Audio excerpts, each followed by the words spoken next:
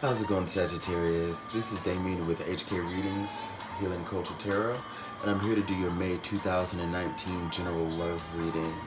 If you are a Sagittarius, Sun, Moon, Rising, Venus, and or Jupiter, stay tuned for may have some interesting messages for you as it pertains to your love life throughout the month of May and maybe carrying a little bit over into June. What I do want to say, furthermore, is that cross-watchers, you're totally welcome to this video. I will be reading from the perspective of the Sag, and in this powerful reading, take it as it resonates. I do feel like this is from the perspective of Sag, though. So to start, I pulled a couple of Chakra Wisdom Oracle cards. And we've got Isolation here with the Victim card here. Crowning, we have True Love for Guinevere. For the rest of the spread, we've got the Malik of Cups, the Nine of Swords, the Four of Cups, the Emir of Swords, the Guardian Angel Reverse, and the Four of Fire. Now, to be honest and to be frank, when we talk about the pair of the Isolation and the Victim card, for one, when we have blue, the color blue, as it represents a chakra, your throat chakra, it really does represent how you are expressing yourself, okay? How are you expressing yourself to the universe and to others? And then we have the color green of the heart, which represents how you are feeling. And like, for example, if you think of the stones, sodalite, and stones, jade, well, sodalite for the throat chakra, jade, green aventurine, things of those sorts for the heart chakra, right?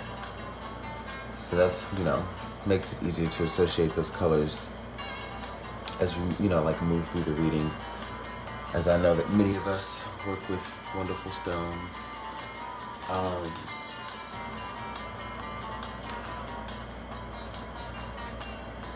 The Victim card is talking about those ways of thinking that may be toxic, that can really come to compromise blessings that are here for us or coming to us, okay? It represents not fully being in that state of balance and healing to see things clearly. There may be denial at bay, okay?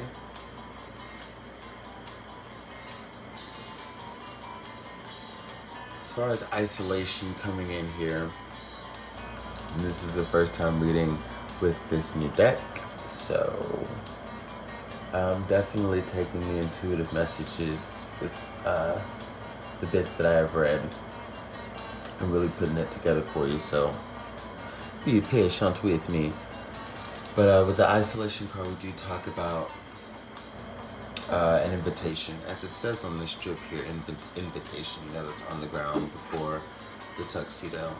And we talk about, again, it's so interesting how it ties in, because we talk about the opportunities that are potentially missed for what's being brought to you within this invitation of betterment. I feel as though it is an invitation for new love. Not only do we have this tux here, it's just very datey, and I'll get to what I'm feeling from the rest of the cards and how that ties in, but it's just feeling very datey to me, You have an invitation to get dressed up, to go out somewhere nice. And when we come out of Isolation, I actually see this blue object here, sort of like a casket, this interesting textured casket, and then that piece of, tubing, whatever it is connected to it, that goes out to the ground, and then in the end it has like the invitation here. It's just kind of like as if that was like the pulley for the casket door to be pulled open, and and you're stepping out to get into that suit. You know, you've rested for 4,000 years already. You know what I mean, kind of thing. I don't know, I really like vampires. But yeah, so with that being said, I can kind of see that this tense is more so what you are experiencing now, and not so much, you know, a warning for a state that you're already in, or not just a warning, but like, hey, you might want to think about this before it gets too late. The only thing that I say that can still be missed is an opportunity with a new love.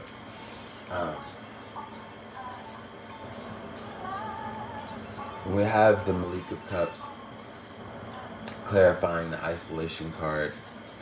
It brings me back to that feeling of that very date-like vibe, you know. With the next great love, the King of Cups is very tempered. The King of Cups is very tranquil and kind. You know, doesn't really have his heart on his sleeves like that, but at the same time, is very much there to show you how much affection and love can be had. Also with a mix of stability. One thing that I generally note is when we talk about the ever vastness of the ocean that you see behind him, when we talk about cups, you know, and in the imagery within the Tarot of the Moors, we get a lot of vases, you know. We've got cups here in the Four of Cups, but like, you know, especially when we get into court cards, we'll have vases. Like the Princess of Cups also has a vase. The Malika of Cups, there's a vase. But most notably here, as we see the sunshine that is like in the back of this card that's also crowning his head, you see the vase floating into the ever vast depths of the water, being this person's deep, true, vast, and beautiful emotions that connect with such, you know, a mind that makes this person either angelic or, you know, like just in themselves or in the way they were sent to you. If you're following me with that, you know. There's something to this person that when we go back again into your chakra wisdom cards, we talk about an opportunity that you don't necessarily want to miss. I feel as though with you coming up as the Six of Swords, it is still feeling at a loss. Again, if not for a particular person, the way that they impacted you. You have to make sure you're taking your experiences, that you continue to take your experiences in the most constructive way to where you are now and where you're trying to go, okay? And really that's all the Six of Swords can be about sometimes. It's just, you know, trying to look for a different way to go about things. But I do sense that there may be some overthinking about that. Now, when we get over here and we have the Guardian Angel reversed and the Four of Fire upright, I don't feel like this is anything towards you with the Guardian Angel reversed when I see the Four of Fire here to clarify, because it's letting me know that there's deliverance here. There's a level of deliverance that you are beginning to feel around you, like in your community, with your close group, your family, your friends, so on and so forth. And there's been this like nagging notion that a person that you were meant to be with, at least for some while, you know, to have a great time and experience with, is near, is next. It's almost like you feel a certain completeness of life, and it's as if the universe is trying to tell you, like, hey, knock, knock. You know, it's time. You're not really going to see the next big thing or the next great thing from the lenses of cynicism or from being closed off or just being too sheltered. You know what I'm saying? Like, it just has less to do with the you may think, you know, attitude. Like, because a lot of times, like, hey, we can't go off of educated guesses. Well, not educated guesses, but educated formulations and feelings and opinions. But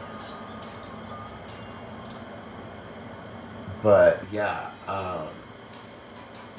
I feel as though that deliverance from the Four of Fire, because it ties into your knowing. Like, the universe can't really provide for us anything other than what we're ready for. ready for, ready to receive, ready to accept. And it's because, I feel like there was a point where you were, with this Four of Cups and the Mirror of Swords, you were nostalgic about a person that maybe talked a good talk, that maybe came in quick, but was also very reckless and very brash, and kind of didn't care who they hurt or what they did really to get about, but that's what you're moving on from. It's you getting over missing that, okay? And realizing that what you've been doing different is all you need to do. And that's just keep moving forward away from things that don't serve you and into things that make you happy, things that make you feel successful and gratified, and all the other pieces come into play from there.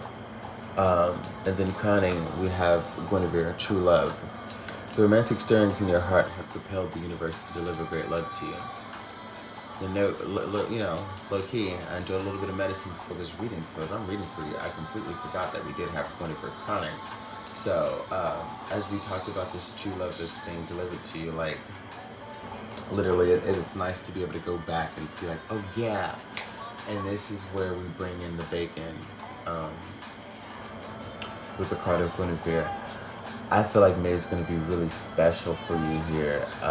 This is an immense time of healing and bringing yourself out and like re-emerging, okay?